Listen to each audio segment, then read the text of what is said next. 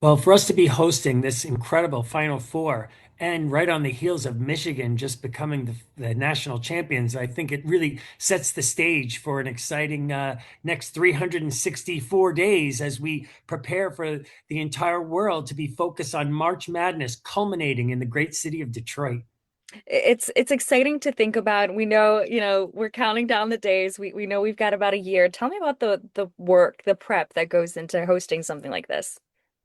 Well, I think what a lot of people don't just recognize about the Final Four is it's not just these three basketball games. There's a massive fan fest that's going to take up every inch of Huntington Place, all kinds of interactive games and activities, and really just it's that unto itself would be something that would drive people here. And then you've got the National Coaches Association trade show that's going to be taking place. And then there'll also be three major concerts that are taking place outdoors, free to the public. And last year in San Antonio, one of the guests was Chris Stapleton, who is holding a sold out show at Ford Field this summer. So the name acts are going to be incredible. So you're talking about just an amazing spectacle of an event and three basketball games to determine the national champion.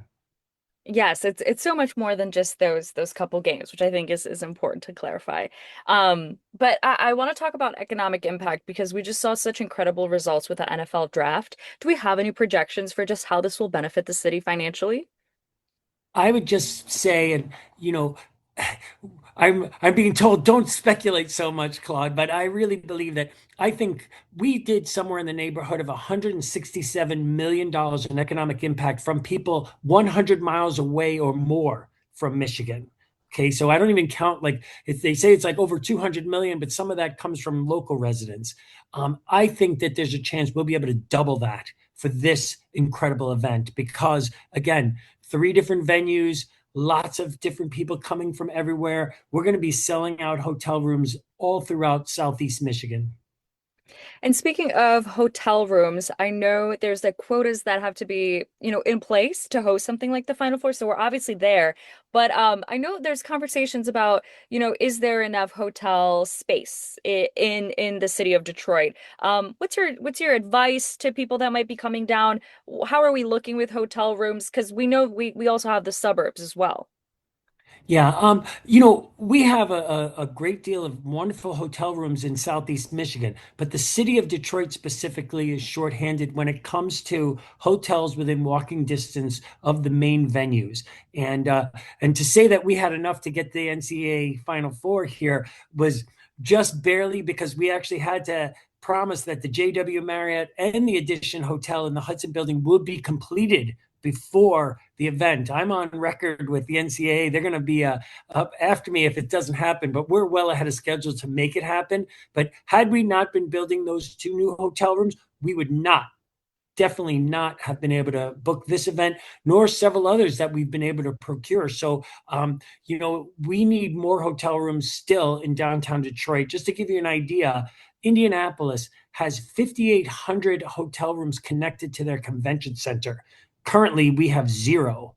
We're building 600, but it puts us in a real disadvantage. And that's why it's critical for us to have continued hotel development in downtown Detroit.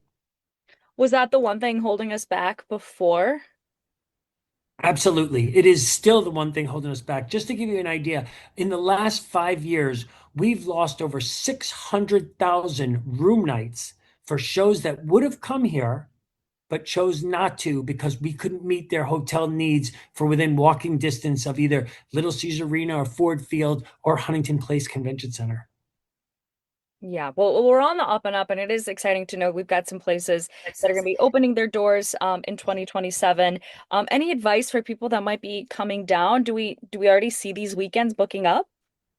Oh, yes. I mean, it's going to be a major event with all kinds of people from all over the world really attending. There are people that are going to be coming from all 50 states and probably 30 or 40 countries. So, trying to book hotel rooms now is probably a little premature because there's a lot of room blocks. But I would suggest really just marking your calendar and getting ready because even if you don't have a ticket to the game, just coming down to the city of Detroit and seeing the spectacular spectacle of events is worth the trip. And Claude, just on a personal level, how exciting is it for you to know that we continue to grow as the sports city, as the sports state, with our teams doing so well and more events making their way downtown? Well, it's brilliant. I feel very blessed to have this job where I get to really pitch Detroit to so many governing bodies of sport. And, the NFL draft and the NCAA Division I wrestling championships. And now we've got several other announcements in the next, several months where we'll be announcing additional events, major events that are coming here. And even though, we're struggling a little bit with, some of our hotel and our funding issues, though, we are top of mind for these major events that want to come here. And we're going to continue to leverage everything we have that this great region can showcase so that we can continue to get these events. And I'm super optimistic that it's going to only continue from here. Do you think how well the NFL draft did really set us up for a successful future in hosting events? No question. The success of the NFL draft continues to pay dividends to this day. Really, a week doesn't go by where somebody doesn't mention to be in some way, shape, or form how fantastic the NFL draft was and showcased the city in such a way, a perception change. All those drone shots of this incredible city with all these skyscrapers and all these fans in attendance and our great river. I mean, it's just really an amazing transformation in that public perception that really I think the NFL draft was a validation of our destination, just like the Final Four will be, just like, in next month, we're hosting the largest drone show in North America. I mean, it's just an incredible opportunity for us to continue to change those mindsets and drive more people to come here so that more Michiganders can have great success. And I know we hosted the Final Four back in '09, I believe, at Ford Field, and it was Michigan Yes. State and UConn. And I think back to 2009 and the hotel room fiasco. There definitely was not that many hotel rooms. What did it change as to just the quotas that had to be met from all those years ago? Yeah, as you know, the event has really transformed.